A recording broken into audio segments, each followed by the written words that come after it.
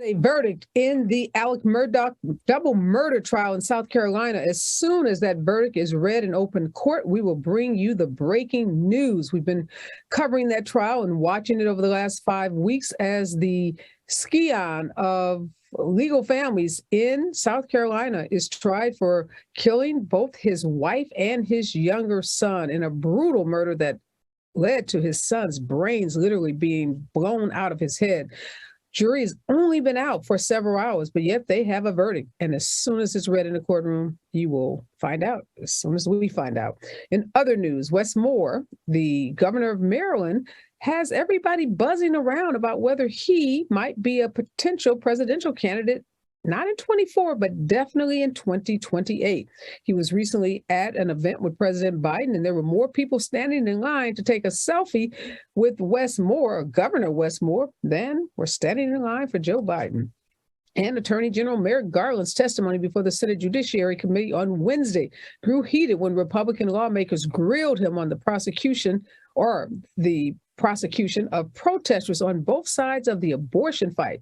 Republicans say that Merrick Garland's office has not been as tough on those who support abortion as he and his office has been on those that oppose it. I think I got that backwards. He hasn't been as tough on those that are in favor of abortion as he has been against those who are against abortion. And the House Ethics Committee unanimously voted to authorize an investigation into whether Mr. George Santos, that congressman who's been under fire since he came into office from the state of New York, apparently now the Ethics Committee will be able to investigate whether he broke various laws or engaged in, get this, sexual misconduct.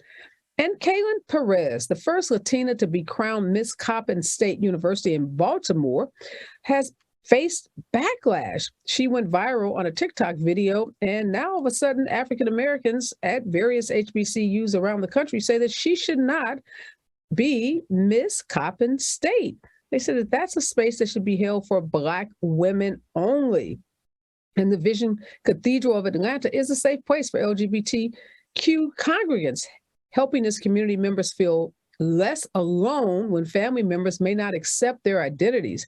Today, the predominantly Black Pentecostal church has about 3,000 members, most of whom are LGBTQ.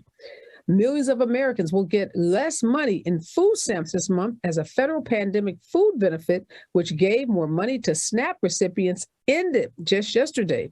Now, even though grocery prices remain extremely high, lower income families may get only $6 per person each day for food. That's less than what many experts say is necessary for a healthy diet. And that longstanding pay disparity between the genders has barely improved in the past 20 years. A new analysis from Pew Research shows rising difficult questions about why women's recent gains in higher education and workplace opportunities haven't put them on more equal financial footing. Yes, and Black women in particular still earn only 70% as men. And for Hispanic women, they earn only 65% in terms of what men own. These wage gains took far too long to accumulate, but yet they seem to have stalled out. What is happening with women? We're getting the education, we're doing everything they tell us to do, but yet we can't seem to get on parity with men as it relates to our wages. I'm going to talk a lot about that in the upcoming hour. This is Areva Martin in real time, and I'm your host, Areva Martin, and this is your one-stop destination for today's trending news, expert analysis, and my unfiltered opinions. In my first hour, I'm joined by UCLA Professor Tyrone Howard and Chris Scott, a Democratic strategist and former chair of Democracy for America. And in my second hour, it's going to be all about the South Carolina murder trial. I'll call it the murder trial of the century because it feels like all eyes have been glued on South Carolina and what happens with Alec Murdaugh, the once prominent lawyer, now disgraced ex-lawyer, who has been on trial for the last 5 weeks for killing his wife and his son. As soon as that verdict is in, we're going to bring that news to you, and then we're going to spend some time deconstructing what the verdict means in hour two with our expert legal panel. But before I bring my guest on, in real time, this is what I'm thinking about. This is Women's History Month. And yes, we are celebrating women all month long, including highlighting African American women. And there's a new book that's coming out about the Black Panther Party. And many people know the Black Panther Party because it was one of the most influential responses to racism and inequality in America's history. And we know Black Panthers often advocated for armed self-defense to counter police brutality. And they initiated a program of patrolling the police with guns and using the legal system. Now, most of us know the Black Panther Party through documentaries or even some recent movies about Fred Hampton and Bobby Seale. But one thing that isn't talked about a lot as it relates to the Black Panther Party, and that's the women. Yes, the women who were the backbone of the party. And interestingly enough, 6 out of 10 people in the Black Panthers were women. And while the women of the party were working alongside the men, their male counterparts, they were agitating and protesting as much as the men, but they were also instrumental in building communities and enacting social justice, providing food, housing, education, healthcare, and more. So photographer Stephen Shames, he had this rare opportunity to embed himself while he was a student at UC Berkeley in the Black Panther Party. He gained the trust of the party, and as a result, he was able to take these incredible photographs. Now he's out with a new book, and it's called Comrades, Sisters, Women of the Black Panther Party. It came out. It's coming out just this year, and it's co-authored in collaboration with Erica Huggins.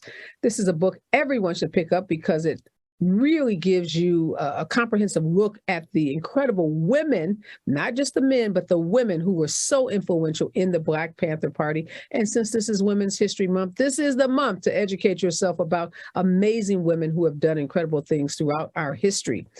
When we come forward, today's trending news and my panel of experts in real time. Stay with us, KBLA Talk 1580.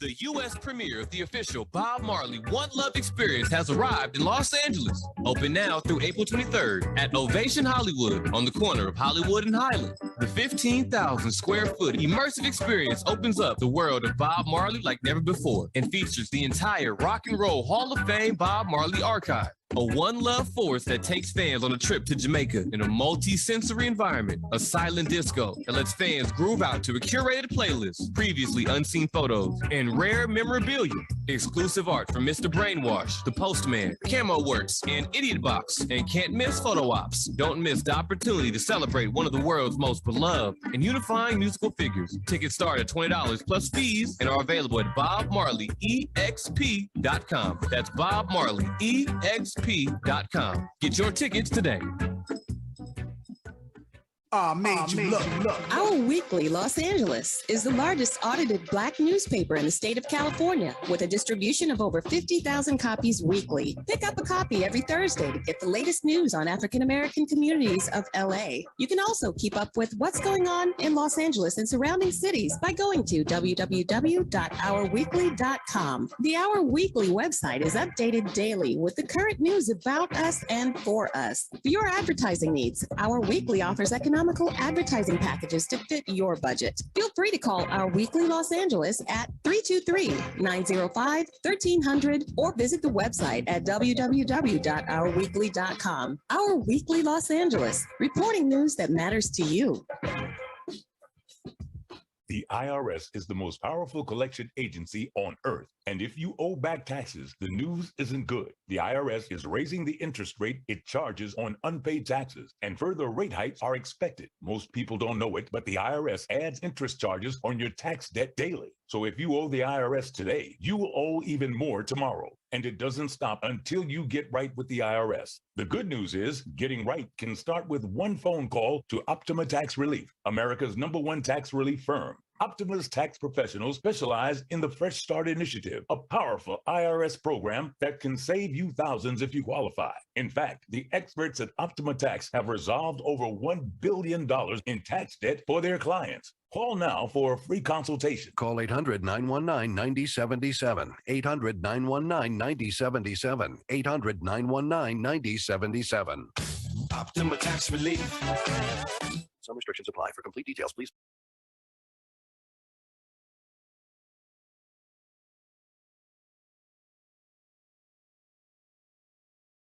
This is Areva Martin in real time. I'm your host, Areva Martin. We are tracking today's trending news. And in breaking news, the jury finds Alec Murdaugh guilty of murdering his wife and his son. The prominent South Carolina lawyer was accused of killing his wife and son in June of 2021. On the stand, he took the stand in his own defense, which we know is always risky. He admitted to lying and stealing, but tearfully denied the murders. Well, that tearful denial obviously did not resonate with the jurors. And here we are after a 5-week trial and some 70 witnesses. Alec Murdaugh is guilty. I want to bring on my experts who are joining me in this hour. UCLA Professor Tyrone Howard is with me. Hello, Tyrone, how are you? Doing good. How you doing, Areva? I'm good. Thanks for joining me. Also joining me is Chris Scott, a Democratic strategist and former chair of Democracy for America. Hi, Chris, and welcome to the show. Thanks for having me. Absolutely. I'll start with you, Tyrone. I know you're not a lawyer, but unless you've been living under a rock, you've had to have seen all the publicity around this trial. Are you at all surprised by this guilty verdict? Sadly, I'm not, Areva. First, let me start by saying happy Women's Month, History Month to everyone. Thank you. I am not surprised. I mean, I'm not a legal mind like you are, but nonetheless, I followed this trial enough. And there were a lot of inconsistencies in the story. It's just a tragedy because you have 2 lives lost. And to think that you have a young boy and a woman who, according to the jury at least, believes they were killed by their husband and their father. It's just it's a tragedy all the way around. I'm not surprised. What's really conflicting to me is that many of Mr. Murdaugh's family members were in his corner and they believed he was innocent throughout this whole ordeal. So it's just anytime there's a loss of life, it's tragic, and I can't say that I'm surprised. Yeah, Chris, I'm glad Tyrone brought up the family of Alec Murdaugh, because one of those family members is his older son, Buster, who took the witness stand and said, look, my dad was distraught on the night that my mom and my brother were killed. I'm wondering what he's feeling in this moment. His father has been convicted of killing his mother and his baby brother. What must that feel like for Buster, Chris? Well, I think you would hope that he's disheartened by his father's actions. I mean, you have to think that Murdaugh is just the most sinister pathological liar in the first place. And you would hope the older son realizes that now. But we know sometimes in situations that we have seen in the course of our history, family really does stick with family, even in the worst case scenario. So I'm glad justice was administered, but again, it's just sad to see a situation like this happen in the first place. Yeah, I can't even imagine as a parent. I can think of doing some things to my kids when you get upset, but nothing like the way Paul was killed. Paul's brains literally were blown out of his head. They said it flew up to the ceiling and landed. It's a lot. Okay, let's talk about some of this other news. What is going on, Tyrone, with women, and why, despite all of our education and all of the other advances that we've made, our tremendous contribution, all the firsts that we've accomplished, vice president, there's a first for so many things that you can think of in terms of women right here in Los Angeles, first African-American female mayor. I mean, the list goes on, but why are we still only making 70 cents to the dollar that men make? It's very easy on this one, Areva. It's called patriarchy, and it is alive and well. It manifests itself on so many levels. Bell Hooks, the great writer and academic, said that it is a disease that kills all of us in ways that we don't know. And I think when you give those stats, it shows how patriarchy continues to say that in this society, men will always be assumed to know more. Men will be assumed to be smarter and wiser.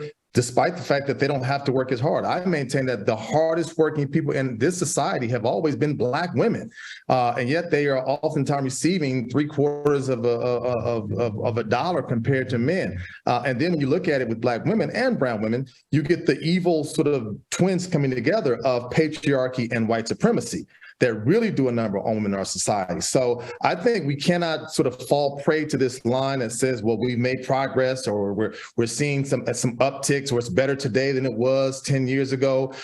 We got to stop that, because when we look at who the backbone of this society has always been, economic and otherwise, it's always been women, and in our case, Black women, but yet we still see the ugliness of patriarchy rearing its ugly head up that denies women the opportunity to earn the same kind of dollars that men do for the same jobs. So you say it's patriarchy, and I don't disagree with you, but I don't know if that's the full explanation, Chris, because when you look at white women and Asian women, not Black and Latino, but white and Asian women, they seem to be making more progress as it relates to wages. They're not on par with men. They haven't caught men, but they are closer to earning what men earn versus Black and brown women. So how do we explain that? Because they're women too. So is the patriarchy sufficient to explain this gap? Well, I think Tyrone hit the nail on the head when he said patriarchy and white supremacy in it. We have to look at who are the predominantly people that are making these laws and pushing these policies. It's white men. What do you see white men, particularly Republican white men, doing in this country right now? They're trying to roll back the clock on every single progressive policy that we've really had in even the last 50 years.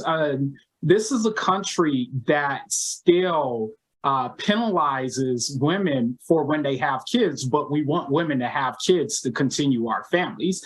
And so I think until you start to see more policies that are looking at raising the minimum wage, at ensuring paid medical leave for women and making it a lot longer in the first place, until we have more family-oriented policies that these corporations can't take advantage of, I don't think we're going to see that significant increase that we should be seeing across the board. And we know at the end of the day, with any policy, if a white woman is still struggling, that means the Black and brown woman is struggling even 10 times as much as her. Yeah, Tyrone.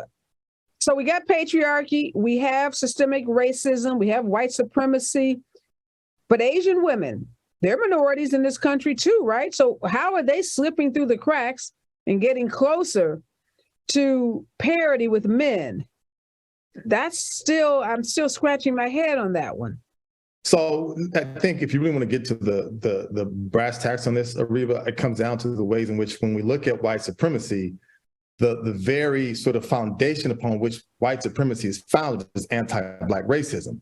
So there's a reason why Black women are farthest away from closing the gap compared to Asian women and to white women, because in this sort of racial hierarchy that we've always lived in, of course, white women being at the top, and we have a long history of Asian emulation of whiteness and Asian sort of adoption of whiteness, and Asian sort of occultization in whiteness in ways that allowed some to begin to assimilate in ways that disassociate themselves from certain aspects of the Asian American heritage. So it's not surprising me whatsoever when you look at the fact that, Asian women are on that note. But I must complicate that a little bit, because when we say Asian, we have to remember that's a large subgroup, and it requires some disaggregation, because if you look at the experiences in this country, largely it's Japanese American women, Chinese American women, Korean American women, and Indian women who are typically doing well. If you really disaggregate this, you would see that the outcomes in terms of economic attainment are very different for, say, Filipino women, or Vietnamese women, or Laotian women. Some of the data says that those women are not too far off from where Black women are. So I think we have to be careful, even myself here, as we talk about Asian women, to recognize that how you come to this country, when you come to this country, the political circumstances upon which you come to this country can look very different for a Vietnamese American woman who may have come here in the midst of war compared to a Korean American woman who was sponsored to come here under different circumstances. And I'm glad you are disaggregating, because we're tracking some news earlier in the week about Southeast Asian Americans, including women, and how much political clout they have gained over the last couple of decades. And one of the reasons why they have been able to gain that clout is because they come to this country oftentimes with income, wealth, money, and education. So they get, kind of thrown to the front of the line in a different way as well. Wow, this race thing is just so deep. And you're right, not a harder group of women, that not a group that works any harder than Black women, but yet we continue to face that kind of misogynoir, which holds us back, prevents us, despite all of the work we do, all of the education we're obtaining. I mean, it's more depressing when you think about your daughters, you think about younger women. How do you keep them motivated and encouraged if they know that what they're walking into when they graduate with those graduate degrees, those professional degrees, they're going to be sitting next to a guy that may not even have, the degree that they have lesser in terms of his education, but he could very possibly be making more money. Very disheartening kind of research to come out on the second day of Women's History Month. I want to ask you, Chris, though, about your president, your former, I know you are a big Joe Biden supporter, and Biden told Senate Democrats today that he wouldn't stand in the way of a Republican-led proposal to block a new criminal code for the District of Columbia. So this new code would have resulted in a lightening of sentences, lesser sentences for certain kinds of crimes, particularly misdemeanors. And we know that the Republicans have decided to make crime the biggest issue, in terms of their platform for 24 and moving forward. So Biden says, send me the bill. I'm going to sign it. I won't veto it. Were you surprised by that? Yes and no. At the end of the day, I think President Biden has always been somebody that has promoted that he's this bipartisan champion, that he wants to be able to unify. But I am nervous when we have this conversation of criminal justice. We know the way that Republicans weaponize it, especially heading into a midterm. Whatever you think, often the Democrats think you're going to get out of this, it's going to be that exact opposite, and you just don't see the end of the line. And so I look at it and I'm just hopeful of maybe it's just throwing a bone and I'm trying to work with you on something, but it's more of a smoke screen because I know we do not want to tug of war battle when it comes to criminal justice, especially if we start to where Biden was in the Senate during that 94 crime bill that so many of us prominently remember. Yeah, but I don't know, Tyrone, some folks are saying this is brilliant strategy on the part of Joe Biden because the mayor of DC also tried to veto this bill and this set of criminal codes would have lowered or eliminated mandatory minimum sentences for such high-profile crimes as carjacking. And this is happening at a time when residents in D.C. said they've had a wave of carjackings and other kinds of crime. We know Congress has the power to review all of the laws that relate to the District of Columbia. They don't have statehood. And Republicans, they want to use this. They want crime. They want to center crime in a way and paint the picture of Democrats being soft on crime and use this, if Biden had vetoed it, as a way to say, wave their finger and say, look, this guy does not support the police. He does not support putting very violent, criminals in jail and holding them accountable. So might this just be a brilliant play on the part of Biden? I hope it is. My initial reaction to that, it deeply troubles me that this stance that the president is taking, because what you said a moment ago, Areva, is so spot on. DC has been used as political football by both sides of the aisle for decades. It's the whole issue of no representation, no taxation without representation. The fact of the matter is the president has been on the record saying that he supports DC statehood. He supports DC being autonomous. He supports DC being able to govern its own laws, rules, and ways of being. Yet in this particular case, he seems to be sort of meddling in DC politics in ways that, seem to run counter to what he said before. Wait a minute, Tyrone, is he meddling? If the mayor of DC, Muriel Bowser, veto this law? Couldn't you? Is it fair to say he's meddling? Is he not just supporting what the mayor wants, and that's her own district? Yeah, I think he's meddling if he's taking a stance that says he's for DC statehood and that DC should have the right to be sort of autonomous, but yet he's kind of weighing in on the matters that are happening in DC. If Mayor Bowser chooses to sort of veto that, that's a DC mayor issue that I think he really doesn't have to opine on, if you ask me, frankly speaking. There are so many other issues that happen in DC where we wish he could have opined. How about DC's crumbling schools? How about DC's increasing But hold on a second, Tyrone. I don't think he had a choice. The Senate has the right to vote on changes of law in the District of Columbia. So the district was going to vote on this one way or the other. So I don't think he could sit this out. Is that what you're suggesting? That somehow he could not have any? I mean, he had to either veto or sign it once the bill gets to his desk. He doesn't have much of a choice. And so it puts him in a pickle. I just don't know if it's a brilliant stroke of sort of political genius to say that he's trying to somehow show he can work bipartisanly with the Republican Congress. And so that's what gives me concern, because I think, again, Areva, this comes down to the way in which certain crimes that we know disproportionately affect Black folks will be affected by this new legislation. So I think there's always some undercurrent here that I just think we have to be mindful of. No doubt about it, but I don't know. I think Joe Biden always surprises us. He always gives the appearance of maybe being fumbling and not necessarily knowing what he's doing. But I don't know. I'm not going to count the president out on this one. After some news, sports, and traffic, we're going to come back and talk about food stamps, $6 a day, what this means for everyday Americans. Stay with us, KBLA Talk 1580.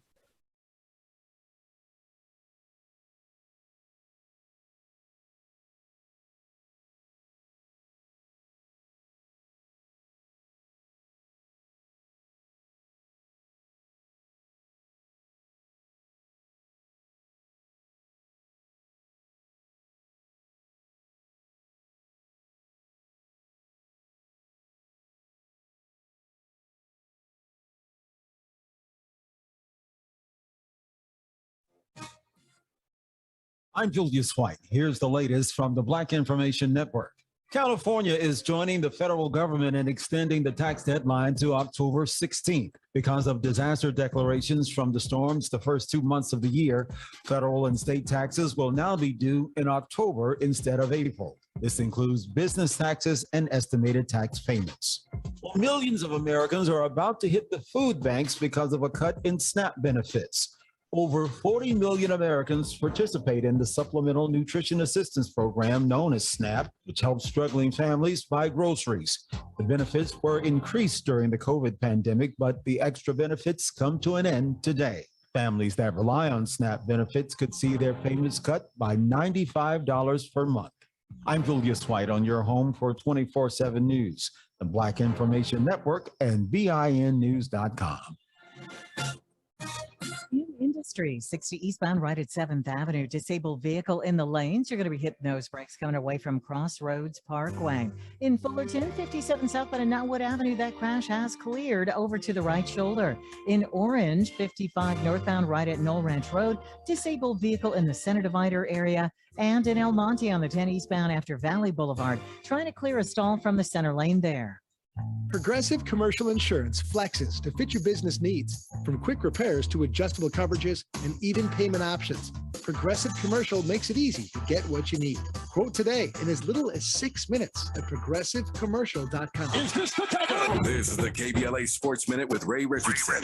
Today marks an unflattering milestone for Clippers guard Russell Westbrook. It's been exactly 30 days since Westbrook won an NBA game. The last win for Westbrook was February 2nd at Indiana when he was with the Lakers. The Lakers lost their next 2 games before trading Westbrook on February 8th. The Clippers have lost 3 straight since the All-Star break. Westbrook is putting up decent numbers in 3 games with the Clippers. He's averaging 16 points, 9.3 assists, 4.3 turnovers, and shooting 52%. The Clippers are at Golden State tonight. No debates, no speculation, just the info you need. That's your KBLA Sports Minute. I'm Ray Richardson. This sports report was brought to you by Original Taco Pete. Aaron at Original Taco Pete's. Come in today for our tasty seasoned black taco. We're at 3272 West Slauson, off Crenshaw. or call 323-348-4441.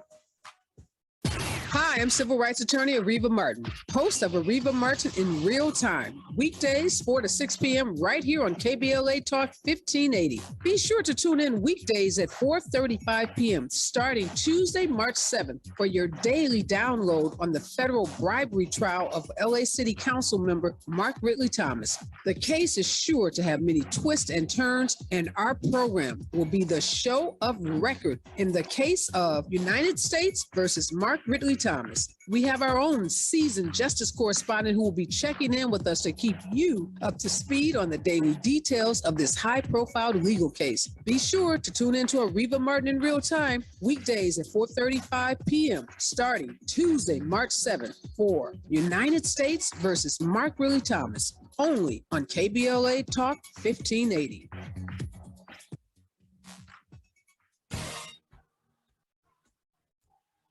The South Los Angeles Clergy for Public Accountability invites you to an ecumenical and interfaith service in solidarity in support of our friend and brother, the Honorable Mark Ridley Thomas. Come join us this Sunday, March 5th, from 5 p.m. to 6:30 p.m. at the historic Holman United Methodist Church, located at 3320 West Adams Boulevard in Los Angeles, California. A veritable who's who of clergy will encircle Councilman Mark Ridley Thomas, praying that in the days ahead, justice will roll down like waters and righteousness like a mighty stream, and of course, the music is going to be fire. If you're a friend or a supporter of MRT, we hope you will come show your solidarity this Sunday, March 5th, from 5 p.m. to 6:30 p.m. at Holman United Methodist Church, again, located at 3320 West Adams Boulevard in Los Angeles, California. We'll see you there.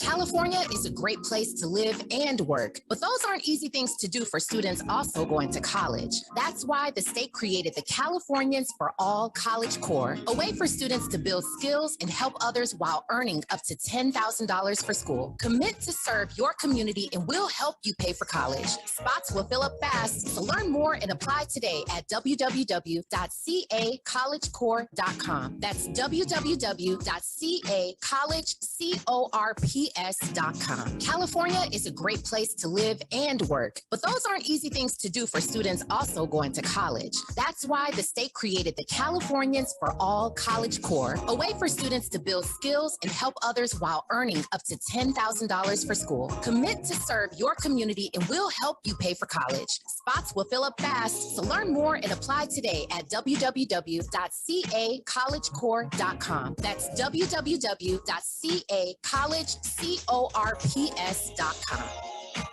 Santa Anita Park, the premier race place for thoroughbred racing, and Sapphire Marketing have combined to present the Big Cat Party in the elegant Chandelier Room on Saturday, March 4th from 12 p.m. to 5 p.m. and after party until 7 p.m. This is a VIP event for the grown and classy. Your VIP access gets you complimentary beer and champagne upon arrival, one per guest, with an amazing buffet, complimentary cocktail tasting, live entertainment, and exciting live thoroughbred racing. Tickets can be purchased online at santaanita.com/sapphire or call 626-574-6402. The after party starts after the last race, which includes more food, more drinks, more music, and a meet and greet with the jockeys. That's the Big Cat Party, Saturday, March 4th in the Chandelier Room at Santa Anita Park, the premier race spot. Tickets can be purchased online at santaanita.com/sapphire or call 626-574-6402.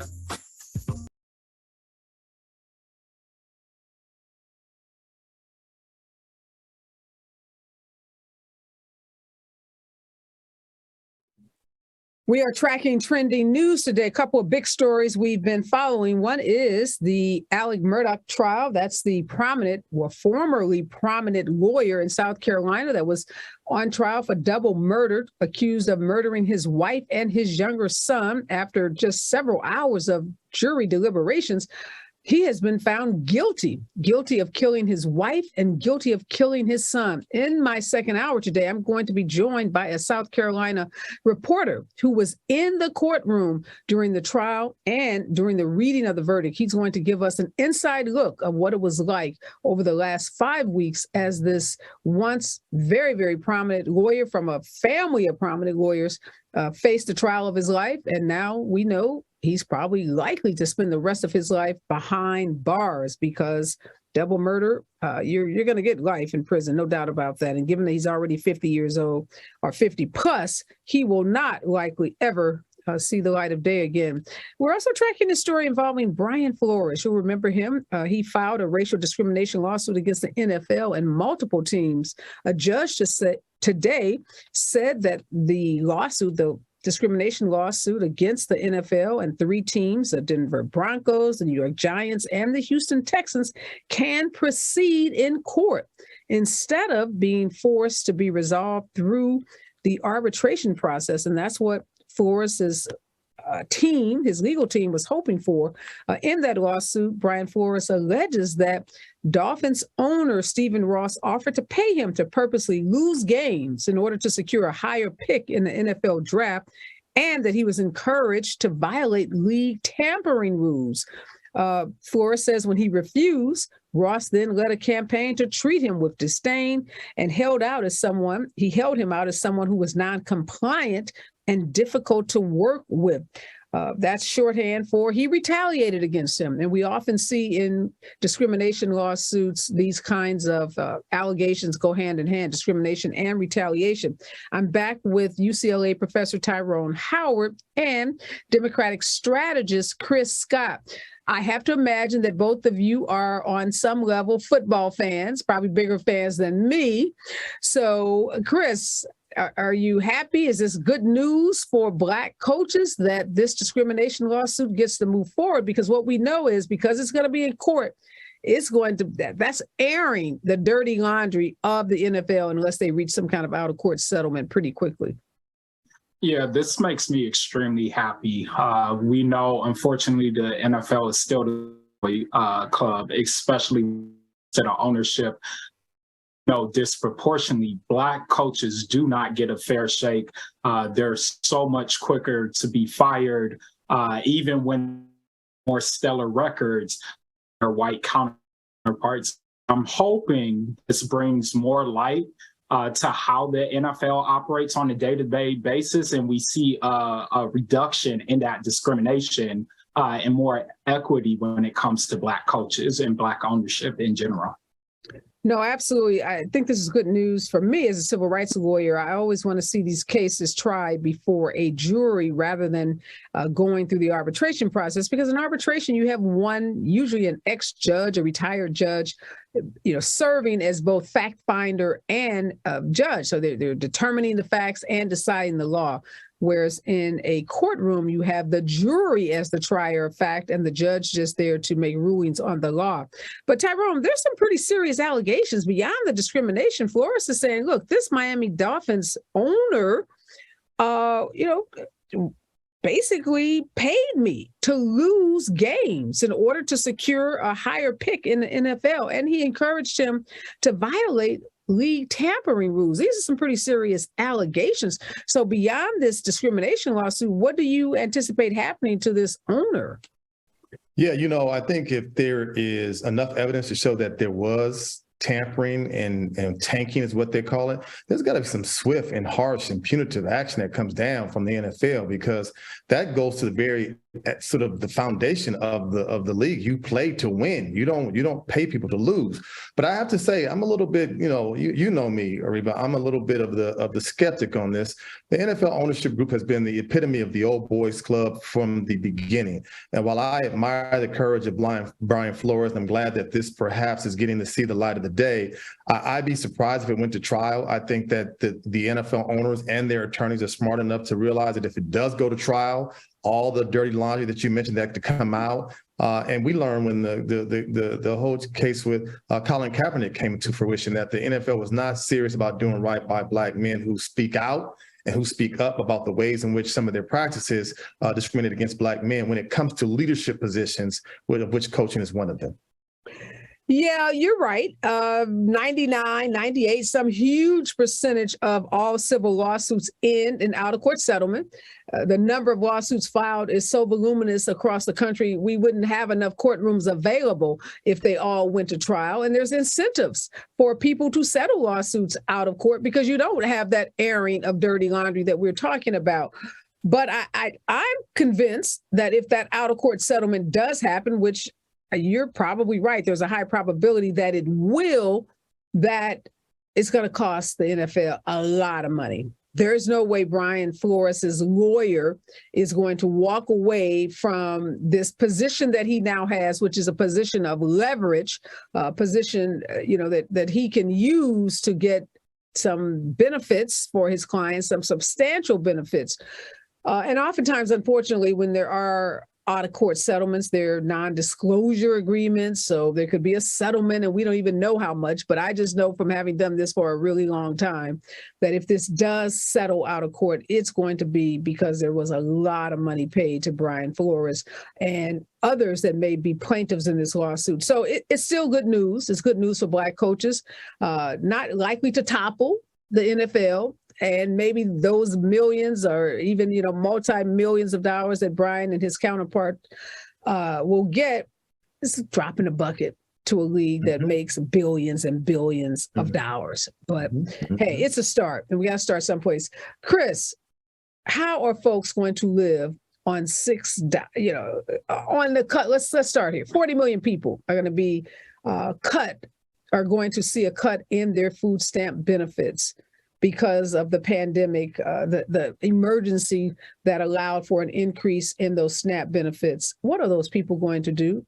For some people, it may be the difference between having a meal or not.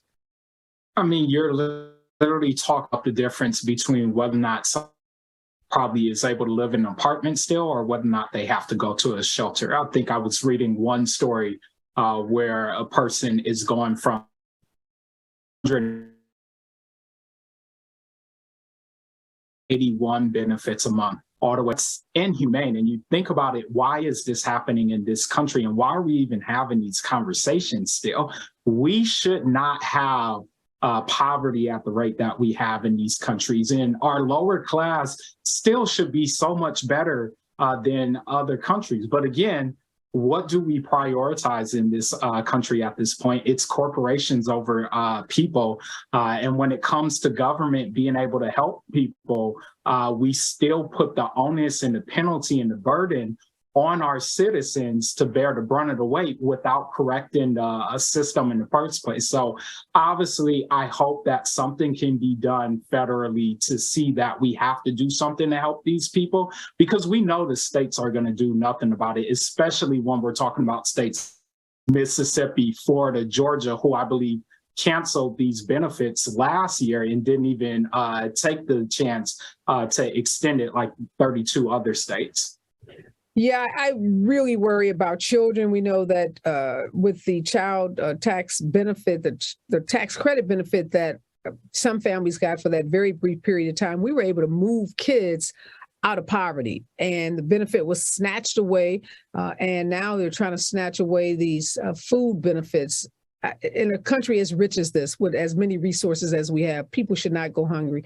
Kids should not go hungry. Families should not go hungry.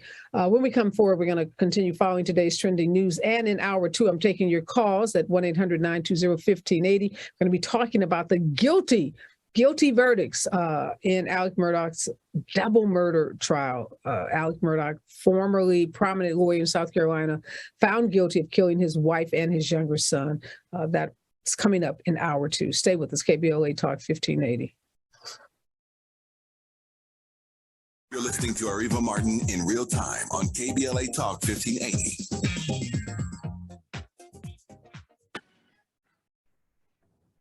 Black women get the job done. Maisha Cairo here with your K-Black Minute News, brought to you by Lendistry. Story courtesy of CaliforniaBlackMedia.org.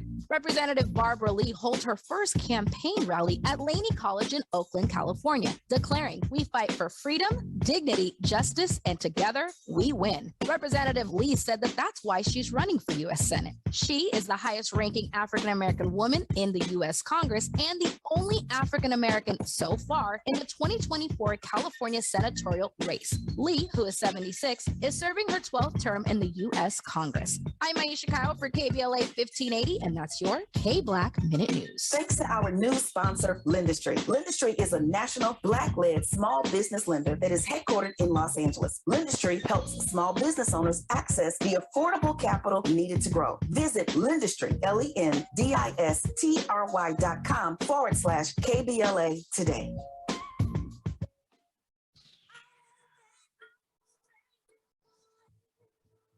KBLA Talk 1580 would like to thank all of the businesses that tune in to KBLA at work. We celebrate you, your calls to the station, and your overall support. To show our appreciation, we would like to treat your office to lunch for 10, sponsored by John O'Groats family-owned restaurant and johnogroats.us. Open the KBLA Talk 1580 app or log on to KBLA1580.com to submit your office to be selected for our Office of the Week. We know you're just like our staff, putting in many hard, smart working hours per week. We just want to say thank you, and we appreciate you. You and your staff deserve lunch on us. Enter your office to win lunch for 10 and be highlighted on KBLA Talk 1580 as our Office of the Week. Open the KBLA app or log on to KBLA1580.com to enter your office today to become the KBLA Talk 1580 Office of the Week. Sponsored by John O'Groats family-owned restaurant and johnogroats.us. Become the KBLA Talk 1580 Office of the Week. This has been a KBLA Talk 1580 community call to action.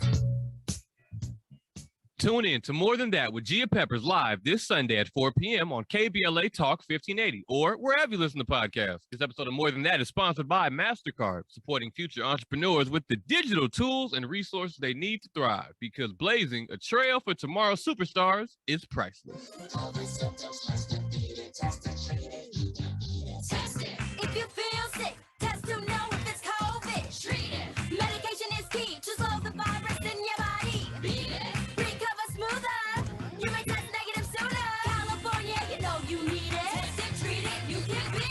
Yeah. Visit youcanbeatit.org or call 833-422-4255 to ask for medication to treat COVID-19. Sponsored by the California Department of Public Health. Thanks to our new sponsor, Lendistry. Lendistry is a national Black-led small business lender that is headquartered in Los Angeles. Lendistry helps small business owners access the affordable capital needed to grow. Visit Lendistry, LENDISTRY.com/.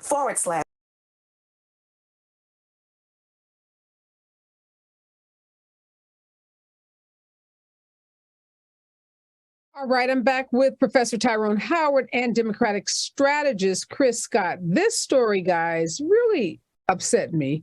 Kaylin Perez, the first Latina to be crowned Miss Coppin State University in Baltimore. She was the first Latina. But after a TikTok video she posted went viral, she received backlash, including harassment from online critics who said the role of Miss Coppin State should be given to a Black woman, since the university is a historically Black university. Tyrone, help us understand. Black universities let non-Black folks in, then they want them to be relegated to second-class citizens. You can come to our school, but don't run to be, the pageant queen or student government president. Just sit in your little place. Isn't this what they did to us? Isn't this what we've been fighting for the last 100+ years, hundreds of years? Yeah, it doesn't sound fair or just or right at all. But one of the things I've learned, my son is a proud graduate of Morehouse College, and he oftentimes says, "Dad, you just wouldn't understand. It's an HBCU thing." And I think part of what probably is tied to this entire situation is that there's a sense that there's ownership in Black history, Black traditions, Black pride, Black people that are lifted up at historically Black colleges and universities. And even with the admission over the last several decades of more non-Blacks, there are those who are alums of HBCUs who feel like, we're slowly losing our grip, or we're slowly losing our ownership over cherished positions that are so near and dear to us. I'm not saying I agree with that. I'm just trying to give you that insider perspective that I hear folks oftentimes direct at me. I get you. I hear you. I hear your son. But Chris, come on. Y'all open the door and take my money. Y'all can't then tell me to go sit in the corner and be quiet. Yeah, I don't get it. I hear what you're saying, but then Black schools don't take non-Black people. If you don't want the non-Black people to have leadership roles in your school, don't take my tuition money. I hate to say it, it's giving white nationalism vibes right here. And I know that's a harsh thing, but this is what I expected when I went to a PWI. This is literally what Black students faced when we ran for homecoming court and was told we couldn't represent. Yes. As a member of a Divine Nine fraternity and Phi Beta Sigma fraternity, we let other people into our Divine Nine fraternities that aren't Black. Look, we have always made space, especially for other disenfranchised people. You're talking about a 22-year-old girl that was voted on by her peers and other people at the school. If they saw fit to make her Miss Coppin State, that's the end of the discussion. You can be upset, but where people are taking it is far. Yeah, she had to turn off her social media. She started getting death threats, and the vitriol was just so intense. And here's some other facts that we should, talk about in this story. No one ran against her. Her king is a Black guy, so Mr. Coppin State is a Black guy. And he said, look, this woman is not just in crown and in name only. She's doing the work. She's doing volunteer work. She's representing this school in a fantastic manner. And she talks about having grown up in Baltimore, wanting to go to this school, wanting to be in this environment, in this diverse environment. And then to be met with this. And Black folks, if we want to be the king and queen of HBCUs, then run and win. Everybody should be given a fair opportunity. I just don't understand how we are doing to people what we have fought against that has been done to us. And we lose our moral ground as Black folks if we start oppressing marginalized people like Latinas who have been oppressed and who continue to be oppressed in this country. So I hope this is a teachable moment. The university president came out with a very strong statement in support of this young woman, talked about the diversity of the school. And this, Tyrone, too, I think these alums from Morehouse and Spelman and Howard, these schools, according to this president, he said this is a multicultural campus. He didn't say it's a Black-only campus. He said this is a multicultural campus. So how does that fit with this historical perspective that your son has? And, your son's 22, 24 something, so we're not beating up on him either. But it looks like these universities may not be able to just stay in that space of this is the Black space. Yeah, well, this is a great topic for a much longer conversation, because I think that the question is, what is the value, purpose, and role of historically Black colleges in 2023? We all know they have served as the educational foundation for higher education for so many of us. The majority of our Black doctors come from HBCUs, Black attorneys, as you know, Black engineers, and the list goes on. And I think there's a really warranted fear and concern. And I'm not a product of an HBCU, but I hear it, believe me, from my son all the time, that the minute we start allowing historically Black colleges, universities to become multicultural universities, we've lost the focus of what they are. And so instead of saying that, yeah, we're all for diversity, but the reason why many HBCUs have had to become more diverse in the first place, because they were not given the kind of subsidies at the state and federal levels to even sustain themselves from the outset. And I would also add this to the next topic I know you're going to talk about next hour, Areva. I think also when you look at the loan issues of students at HBCUs who have defaulted on loans, which has led to high default rates, disproportionately of Black students, which has had a profound impact on historically Black colleges and universities, which subsequently has led to the widening, the opening up of more non-Black students. So it's a complex conversation, to say the least. Yeah, no, absolutely. But Chris, let me put this out here. So Tyrone and I live in Los Angeles, and there is a university, Charles R. Drew University. It's the only Black university this side of the Mississippi, or something geographically like that. The only one in California. And they have been fighting to get that designation as an HBCU. But because they have a lot of students who are Latin, Latinos, they have been fought. They have been opposed. They've faced fierce opposition from the HBCUs who do not want them to have that designation, because even though the school was started as originally by Black folks, and that's who went to the school originally, and that's, who the proud alums that Tyrone is talking about. But now the demographics of Los Angeles and of California suggest that you probably couldn't run a school that didn't have Latin students, that didn't have other ethnic minorities. So here you have Charles R. Drew University saying, we are an HBCU. And then you have the Black folks over here saying, no, you're not, because you got too many Latin folks at that school. So this is complex, but I don't know, Tyrone, if I agree with, I understand that the HBCUs have not been properly funded. They've had all kinds of financial issues, haven't gotten the proper support. But do you think in this world that we live in, with the diminishing numbers of Black folks and the increasing number of brown folks, that HBCUs, even if they had the money, would resist opening their doors and becoming multicultural? What do you think about that, Chris? Yeah, I think, again, we're always going to have that historic designation, but I do think it's an evolution of the times that we're in.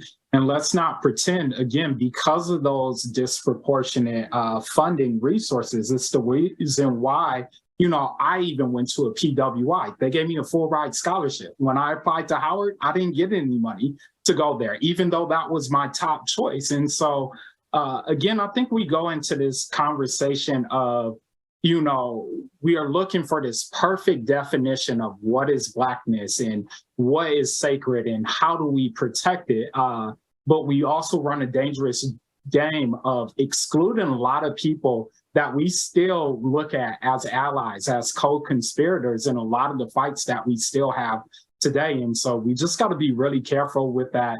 And I would love to see more investment in HBCUs, but that is a multi-pronged approach when it comes to that. So real quickly, Tyrone, do you think if it wasn't for the financial issues, if HBCUs were fully funded, if they had the support of the federal government, if they had their alums coming back, donating millions of dollars like we see with some of these white institutions, do you think they would still resist becoming more diverse? Because you seem to suggest that they become more diverse because they needed those dollars because they weren't getting properly funded. So if money wasn't an issue. Well, I still think they would resist, because in many ways, I agree with the point that Chris raises. I think evolution is important, but how do we evolve while we preserve core aspects of what these institutions represented? And I think the concern is that at the end of the day, the minute we begin to sort of evolve to the point where we lose the core principles upon which these institutions were founded, then we become sort of afterthoughts. And we have too many institutions that exist across this country, namely schools. I'm sorry, Tyrone. My producers tell me I gotta go. You're making a great point, but I think I need to have you back. I need to have your son join you, since he is an alum. And we got to have this conversation about Black institutions remaining Black or becoming multicultural institutions. I just want to thank both of you. What an incredibly important and rich conversation, but unfortunately we're having it at the end of this hour. But I'll have you both back. Thank you so much for your insights today. After news, sports, and traffic, we'll be taking your calls. We'll be talking about the Alex Murdaugh guilty verdict in that trial. I'll call it the murder trial of the century, right here on KBLA Talk 1580.